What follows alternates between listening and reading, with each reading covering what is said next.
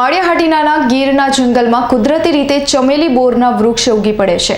હાલ આ વૃક્ષમાં લૂમે ઝૂમે ચમેલી બોરની આવક થતા લોકો બોરનો સ્વાદ ચાખી રહ્યા છે। માળિયાહાટીના ગીર જંગલમાં અનેક પ્રકારના વનસ્પતિના વૃક્ષો પણ આવેલા છે, જે લોકોના સ્વાસ્થ્યને પણ ખૂબ જ ઉપયોગી છે। તેમજ ફળોના વૃક્ષ હોવાના કારણે મધ્યમ વર્ગના પરિવારો રોજીરોટી પણ મેળવી રહ્યા છે।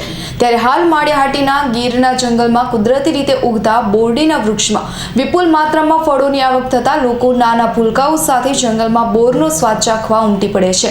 આ વર્ષે સારા અનુકૂળ હવામાનના કારણે બોરડીના વૃક્ષમાં ચમેલી બોરની આવક થતા લોકો જંગલ વિસ્તારમાં કુદરતી રીતે પાકતા બોરનો સ્વાદ ચાખવા માટે હજારોની સંખ્યામાં ઉમટી પડે છે। ત્યારે બીજી બાજુ મધ્યમ અને ગરીબ પરિવારના લોકો વિના મૂલ્યે ગીરના જંગલમાંથી બોર ઉતારી આવીને બજારમાં વેચાણ કરી પોતાનું ભરણ પોષણ કરી રહ્યા છે। કુદરતે પણ માનવ જીવન ઉપર ખૂબ જ સારી મહેર કરી છે। ગરીબ પરિવારોને રોજીરોટી મળી રહે તેવી ખૂબ સારી વ્યવસ્થા કુદરતે કરી છે। પંકજ કાર્યનો રિપોર્ટ માળિયાહાટીના।